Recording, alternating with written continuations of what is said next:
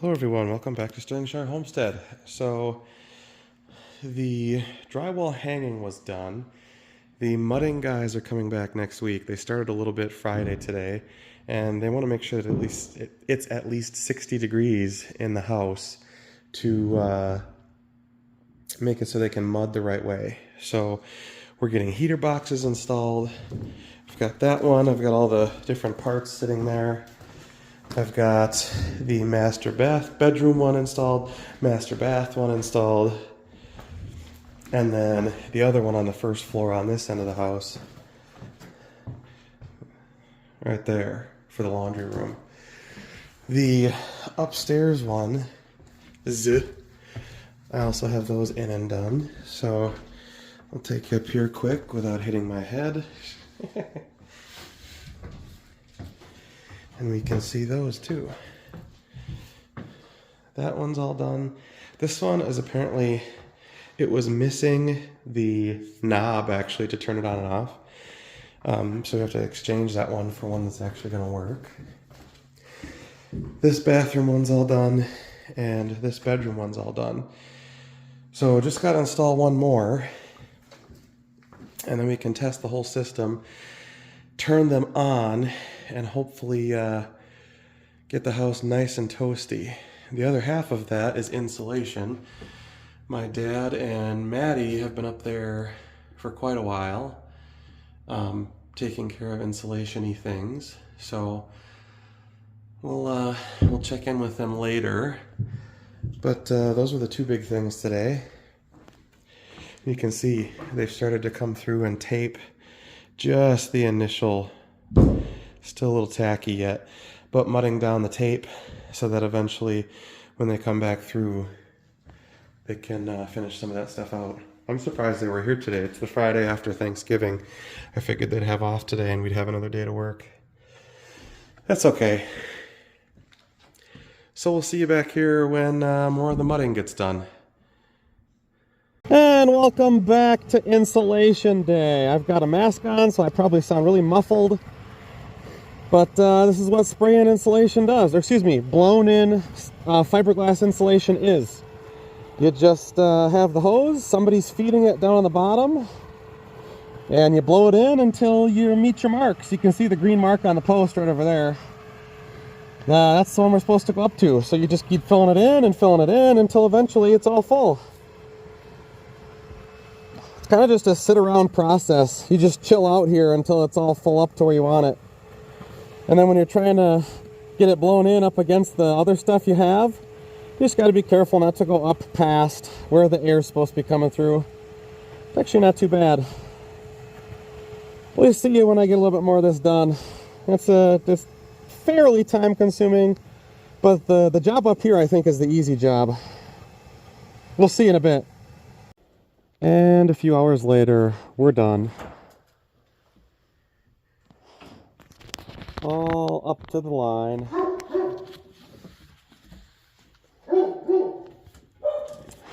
There we had to push some down, squished it. But we made it work. Honestly, not as hard as you'd think. We'll come back and get you the numbers here. And theoretically, day 2 of mudding has commenced, and I know it has because there's wet mud on the inside corners. That's good. Looks like they got everything started at least. Yeah, looking nice. You know the house is warm because all the snow from the outside melted. We had a dusting last night. You can see out there. Yeah, they got all those inside corners done. Those guys are fast. Jeez. Missed a spot there, but that's not too bad. Leaving flat spots for us. Yeah, they did a lot of it in here. Good. Letting our heaters run because we got those all plugged in. It is actually toasty in here. It'd be kind of fun to work in here. For a while anyway. Good, good. See how far they got over here. Yeah, most of those top pieces are done. Or at least started anyway. Yeah, they definitely use some. It's nice in here. And they got a lot of that too. Good. And they put our stuff back in the house. That's good too. Yeah, they've got a lot of that tape on in a lot of different spots. I like that. Good, good.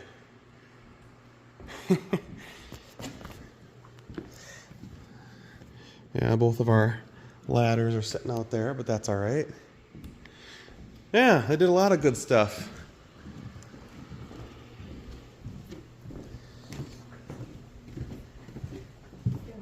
We'll check out the upstairs and see what they got. Let's see if they mudded this too. Oh yeah, sure as heck they did. They mudded these pieces too. So maybe they are doing the whole thing for us. I honestly would not mind that. Yeah, I got all the corners everywhere. I like it. It's a good deal, that's for sure. Okay, well, we'll come back to you when they get a little more done. I'll probably wait until we're at the point where they're doing orange peel finish on everything, because I told them to put primer on it all. Hopefully soon. This is really cool though. The fact that they're getting it done. It actually looks like a house with all the walls up. Okay, well, we'll see you back here in a while. Okay, we're back. Sterlingshire Homestead stuff. So we've got the pieces cut out. You can see all of those for the attic hatch. We're hoping that it all goes well and we can double-sided tape them together and then just put them up there and they'll sit nice. It's going to be an interesting event trying to get them up in the attic, but once they are there, it won't be too bad. So back to numbers. I said I was going to talk numbers with you guys on the amount of insulation we used and kind of how much it costs and everything else. So we, in the process of getting all that blown in insulation, it was like 45 bucks a bat or 45 bucks a package, right? And we have a Home Depot by us, and that Home Depot said that if you buy 10 bags, you get a day's machine rental for free. So we bought 20 and got 2 free days of rental, and so it only took us a day, but then we didn't have to take it back until the day after, which worked out pretty good. Even though we only used 19, they still honored the if you buy 20, you get it for the extra day. We actually got it in, what was it? 2 hours. 2 hours past a day because we got it really late to rent it to start our 24 hours. And it worked out pretty good. So to get 20 bags was like $950. We ended up only using 19 out of the 20, so it only cost us about $900. And that was with us blowing it in ourselves. So that's all squared away. And this is the last thing we have to do. We have some leftover 2-inch foam. You can see there's 3 pieces there, and Maddie's got the next one there. And we are putting that on to the top. No. Drop it. And our new dog, Fonzie, keeps trying to eat the foam pieces. He's only 5 months old. It's fine. He's almost 6 months old, so it's okay. He knows a decent amount. No.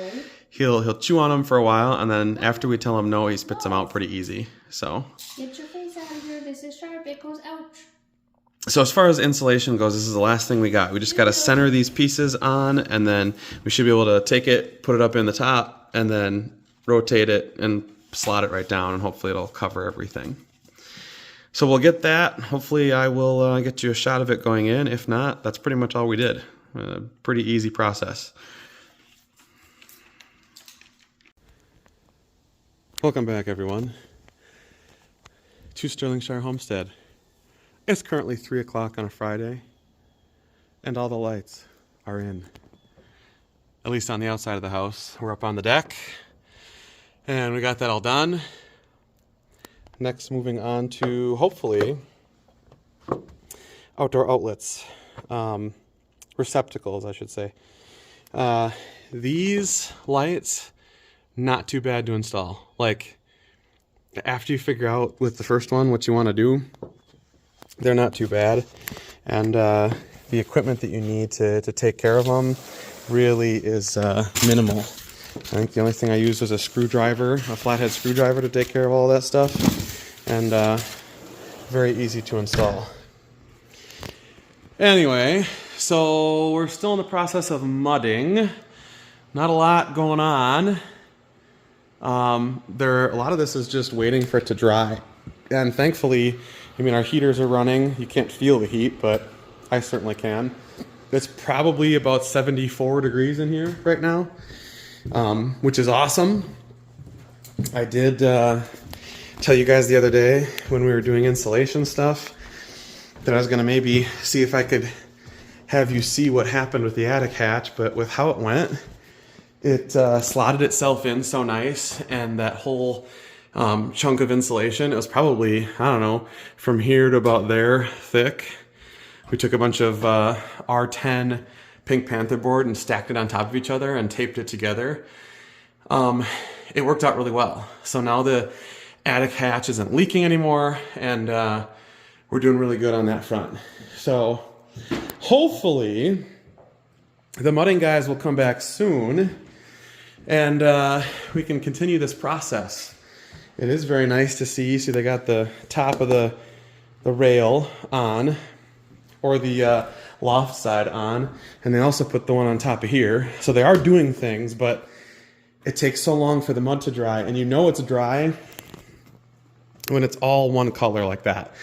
There are some spots downstairs for sure. Oh, it looks like there's one right here yet, where you can see there's a dark line in here. Part of that is just water evaporating. So that's partially one of the reasons why we're having the house so warm right now. Normally I wouldn't keep it at 74, but in order for that mud to dry as fast as possible, we are keeping the house warm in order to give our guys that are doing the drywall an easier, quicker time mudding and repairing bits. Otherwise, not too bad. So I'm going to finish out hopefully some outlets yet tonight. If I do, I'll get back to you. Otherwise, tomorrow is a work day on exterior railings for the 2 walk-ups that we've got. This one over here, we're going to get the railings hopefully on. Well, not the railings, but the barriers, the side pieces going from each post down. So hopefully we can get that all done tomorrow. We'll see how that goes. But if not, if I don't see you today, that's what we'll be doing tomorrow. We'll be back in a few. Not a lot of daylight left. All right, I got some more updates. Don't know where we're at in this video. I get lost a lot because when you're doing 15 different projects at once and helping out drywall guys and having people over to help you on the weekend, and you get lost sometimes. So drywall, they're still working on it. I got a call last night from them saying they're going to finish it hopefully by the end of next week, and then they'll prime it and paint it for us, which is going to be nice. And in the meantime, my mom and Maddie today got our outlets in here. So this is all sealed and ready to use. You can see that. Works out good. And then when it's in use, you can close it, and then the cord can come out that bottom black bit. I got the other one on the other day, so that one's done. The lights we got up the other day, I probably showed you those already. Those are done.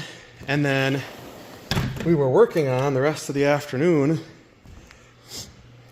My dad and I were doing the rails on the steps out on this side. Mom and Maddie got this other one done while we were doing that too. They put another GFCI in and locked that all on, and it's good to go. So that's another one that's done. We've got one more here. One more where my dad and I were working today. And then the other 2 in the basement, and the one that's sitting out this door. So a couple left, but this was the thing I wanted to show you. We got this set of stairs guards done, and they were a little bit uneven. On this side, we bent the board in just a little bit to catch it with our fancy hardware, and then on this side it actually came out how I initially intended it to come out, where I could just screw it to the inside of this and call it good.